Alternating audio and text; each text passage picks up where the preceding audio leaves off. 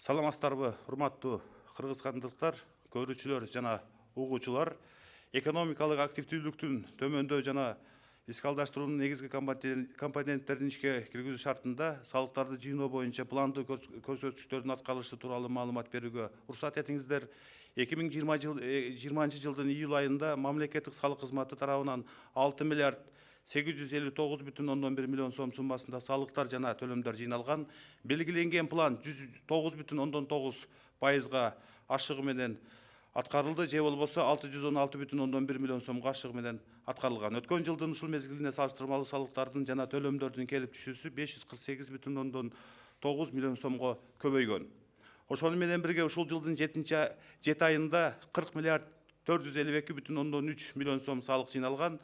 Же болбосо план 90%ды түзүп, планга карата 4 миллиард 489,6 миллион сом кем аткарылган. Белгилей кетсек, январь-февраль айларында салыктарды чогултуу белгиленген пландын алкагында аткарылган, бирок коронавирустук карантинге байланыштуу үстүбүздөгү жылдын 5 айынын жыйынтыгы боюнча мамлекеттик бюджетке 6 миллиард 417,8 миллион сом, ал эми республикалык бюджетке 5 миллиард 438,3 миллион сом түшпөй калган. Акыркы 2 айдын ичинде өлкөбүздөгү коронавирус кырдаалына карабастан мамлекеттик бюджет боюнча артка калуулар 2 миллиард сомго, ал эми республикалык бюджет боюнча 1,9 миллиард сомго кыскартылган. Мамлекеттик салык кызматы жылдын аягына чейин ай сайын болжолгондонду ашыра аткаруу менен салыктар боюнча жылдык планды толук аткарууга бардык күч аракеттерин жумшайт. Август айында ЭЭПке мүчө өлкөлөр менен соодалашуунун алкагында кыйыр салыктарды башкарууга, жергиликтүү салыктарды, анын ичинде транспорт, кыймылсыз мүлк жана жер салыгын чогултууга негизги басым коюлат.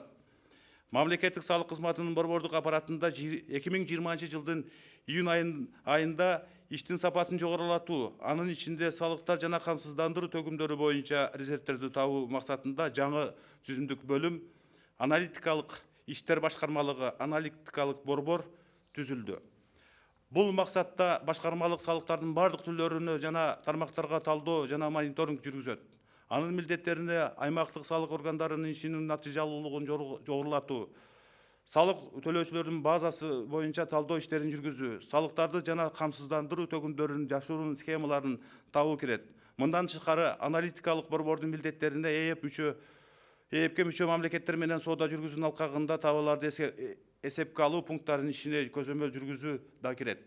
Алсак, акыркы 2 айдын ичинде бюджетке кошумча резервтерди аныктоо боюнча жүргүзүлгөн иш-чаралардын натыйжасында 3 өлкөлөрдөн товардык материалдык баалуулуктарды импорттогон 921,4 миллион сом суммасында салык төлөбөй коркунучу бар 69 субъект аныкталган. Өткөн жылдын аягында салык кызматында алкоголдук рынокду жөнгө салуу жана контролдоо боюнча функциялар берилгенден тартып, бул тармакта тийиштүү иш-чаралар жүргүзүлүүдө. Жыл башынан берки рейдтик иш-чаралардын жүрүшүндө салык кызматкерлери алкоголдук продукцияларды уруксат берүүчү документтерсиз сатуу, контрафакттык алкоголдук, ошондой эле жасалма акциздик маркалар менен ичимдиктерди сатуу максатында сакталган бир катар фактылар аныкталды. 7 айдын ичинде мыйзамсыз жүргүтүүдөн 39 миллион сомдон ашуун суммада 358 миңден ашуун бөтөлкө, ошондой эле 72 миңден ашуун пиво табылып, тартып алынган. Өткөн жылдын ушул мезгилине тартып алынган алкоголдук продукциянын саны болгону 9342 бөтөлкөнү түзгөн. Азыркы учурда мамлекеттик салык кызматы экономиканы санариптештирүү боюнча мамлекеттик программанын алкагында масштабтуу долбоорлорду ишке киргизүү үстүндө иш алып барууда. Анын ичинде өз ишин жаңы санариптик форматка жүргүзүү боюнча бизнес үчүн жагымдуу шарттарды түзүүгө багытталган салык жол жоболорун искалдаштыруунун бир катар компоненттери. Бул долбоорлор көмүскө экономика менен күрөшүүдө маанилүү компонент болуп саналат жана салык кызматынын сервистик тейлөөсүн оптималдаштырууда, салык төлөөчүлөрдүн кызыкчылыктарын коргоого, заманбап санариптик инструменттерге жетүүгө, бизнести өнүктүрүү үчүн жагымдуу шарттарды түзүүгө, ата мекендик өндүрүүчүлөрдү коргоого жана Кыргызстанды эл аралык экономикалык позициясын чыңдоого багытталган. Алсак, үстүбүздөгү жылдын 1 июлунан тартып салык жол жоболорун искалдаштыруунун алкагында электрондук эсеп фактуралары, автомай куюучу станцияны башкаруунун автомаштырылган системасы, электрондук товардык транспорттук коштомо кагаз сыяктуу долбоорлор ишке киргизилди. 1-июлдан тартып кошумча нарк салыгын төлөөчүлөр, товарларды импорттоочулар жана экспорттоочулар электрондук эсеп фактураларды милдеттүү колдонууга өтүштү. Система ишке киргизилгенден баштап электрондук эсеп фактура 8863 ишкер пайдаланууда.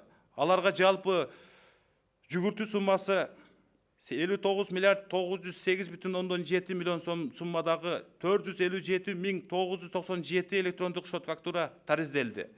Жыйынтыгында июль айында кошумча нарк салыгы боюнча белгиленген план 112,5 пайызга аткарылды же 253 миллион сомго ашыгы менен жыйналды.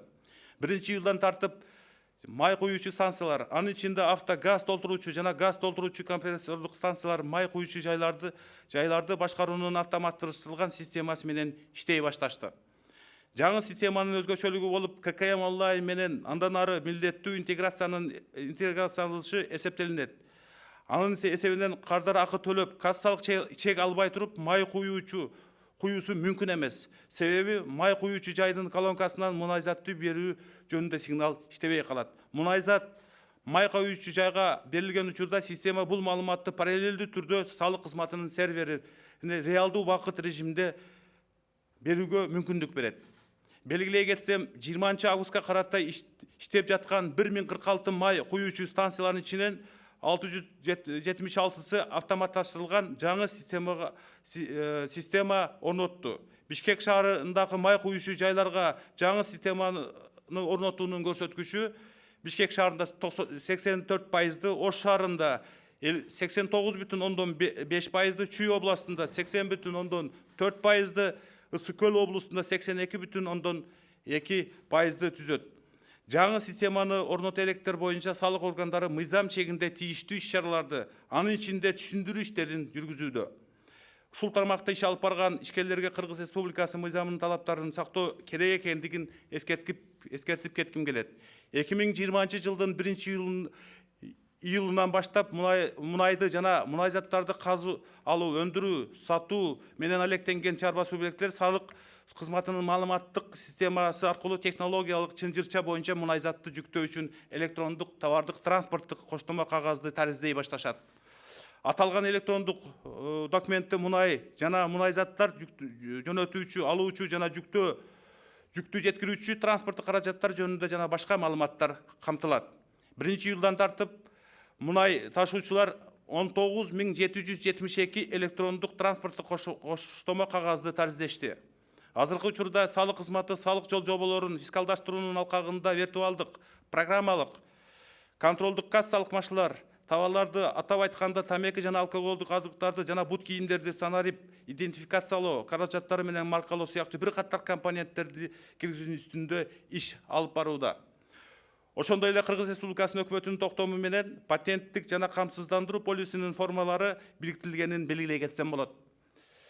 Ушуга байланыштуу мамлекеттик салык кызматы өткөн жумада бир документ менен патент жана камсыздандыруу полисин алууга боло турган патент электрондук сервисин жакшыртты. Бул жарандардын салык жана камсыздандыруу төгүмдөрү боюнча милдеттенмелерин аткаруусу үчүн жагымдуу шарттарды түзүүгө жана башкаруунун заманбап ыкмаларын киргизүүгө мүмкүндүк берет.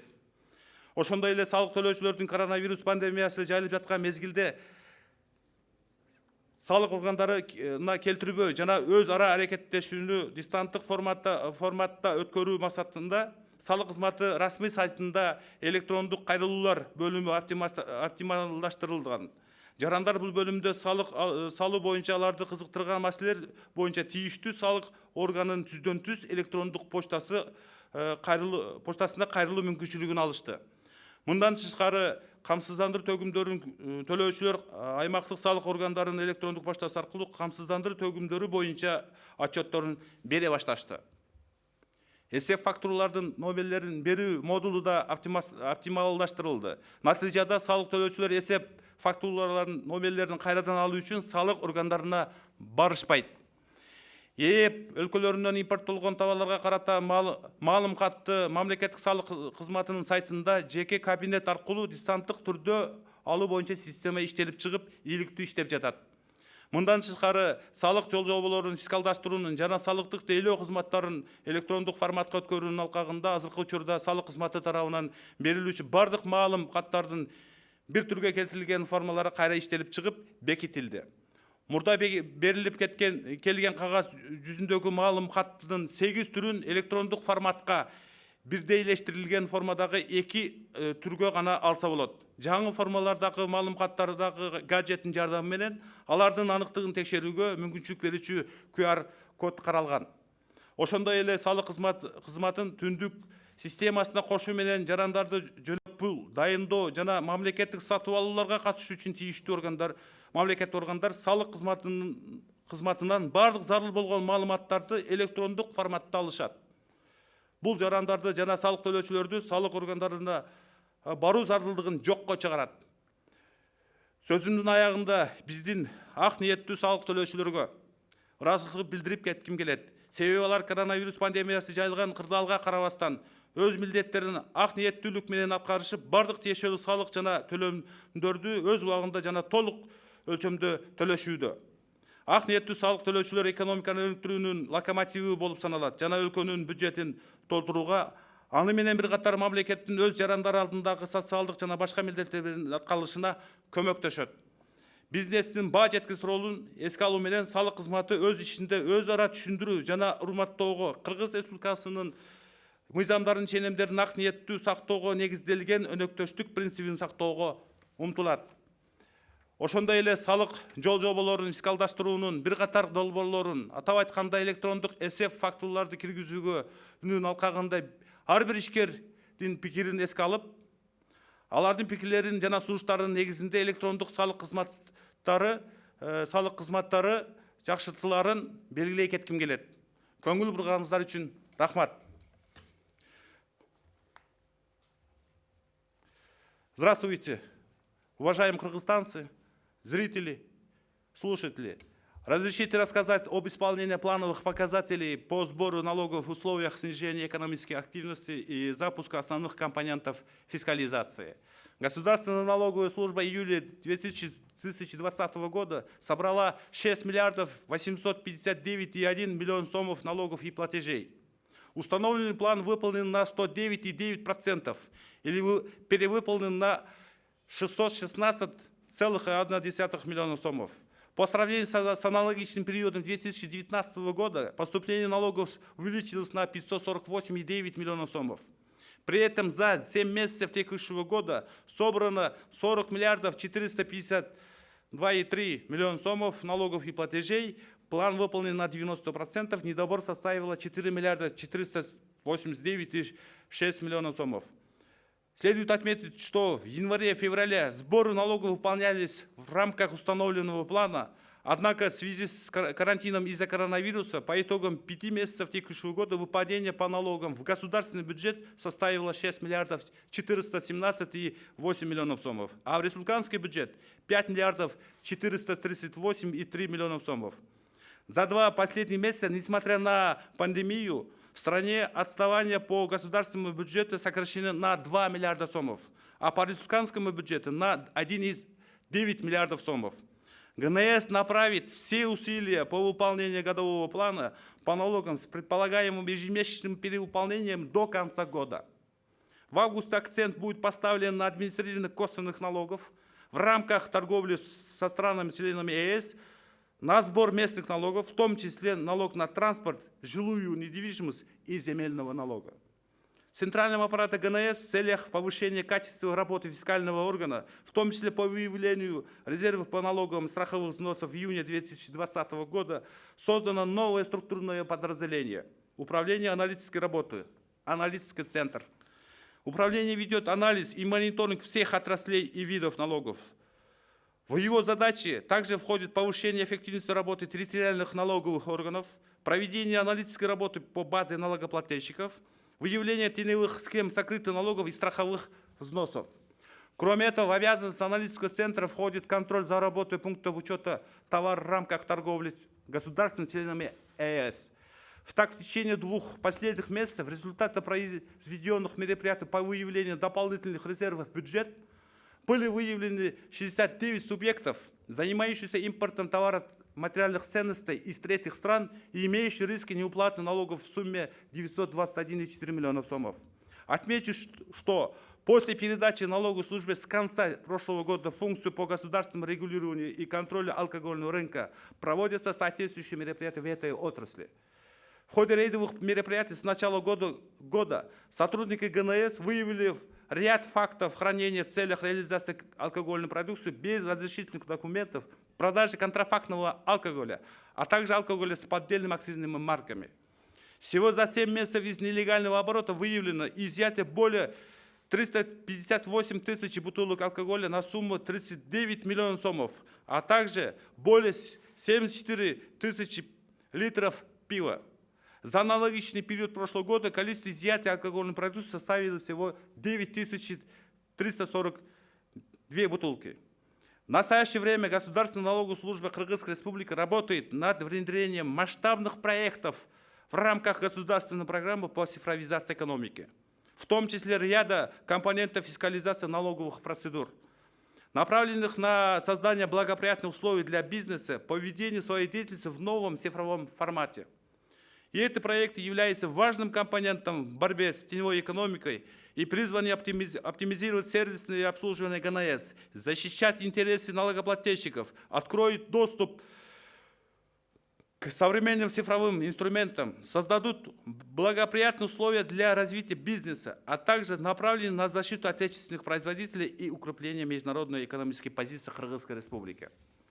Так, с 1 июля текущего года запущен ряд проектов в рамках фискализации налоговых процедур. Были внедрены такие компоненты, как электронные счета фактуры, автоматизированная система управления автозаправочной станцией, электронная товаротранспортная накладная. С 1 июля плательщики НДС, импортеры и экспортеры товаров перешли на обязательное применение электронных счетов фактур. С момента запуска системы электронных счетов фактурами пользуются 8863 предпринимателя.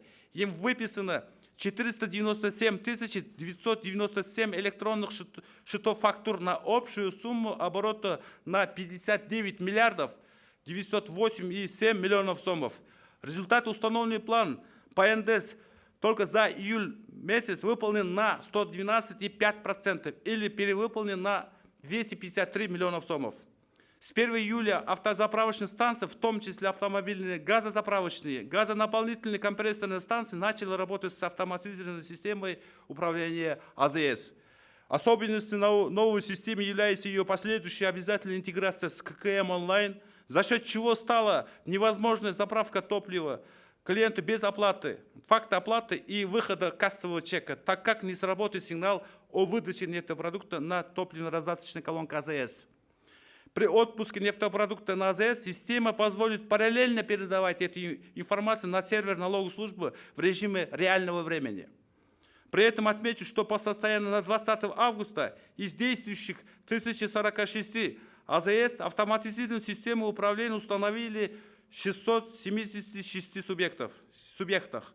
Показатель установки АСУ АЗС по городу Бишкек составляет 84%, по городу Ош 89,5%, по Чуйской области 84%, по Иссыкульской области 82,2%. По неустановленному АСУ налоговые органы проводят соответствующие мероприятия согласно законодательству, в том числе разъяснительную работу.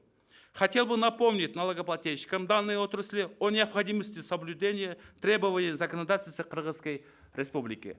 Оптимизирован модуль выдачи номеров счетов фактур, в результате чего налогоплательщикам не приходилось посещать отделение налоговой службы для повторного получения номеров счетов фактур.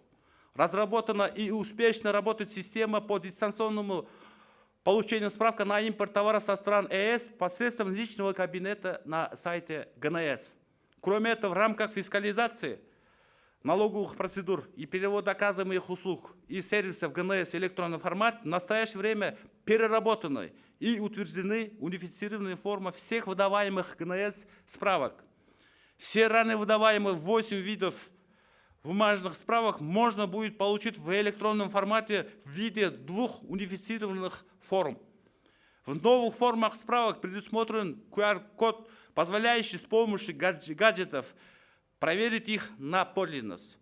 Также отмечу, что с подключением налоговой службы к системе Тундук всю необходимую информацию для назначения пособия гражданам и участие в государственных закупках соответствующих государственных органов получают от ГНС в электронном формате, что исключает необходимость обращения граждан и налогоплательщиков в ГНС.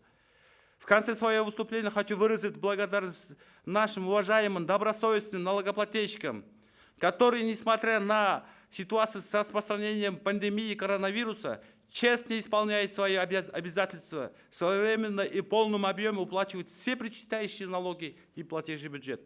Добросовестные налогоплательщики являются локомотивом развития экономики и способствуют пополнению бюджета страны. Тем самым исполнение государством социальных и иных обязательств перед своими гражданами. Учитывая неоценимую роль бизнеса, ГНС в своей деятельности стремится соблюдать принцип партнерства, основанный на взаимопонимании и уважении, добросовестным соблюдением норм законодательства Кыргызской Республики. При этом также отмечу, что в рамках внедрения ряда проектов фискализации налоговых процедур, в частности электронных счетов фактур, учитывается каждое мнение предпринимателей. И все электронные налоговые услуги совершенствуются на основании мнений и предложений бизнеса. Спасибо за внимание.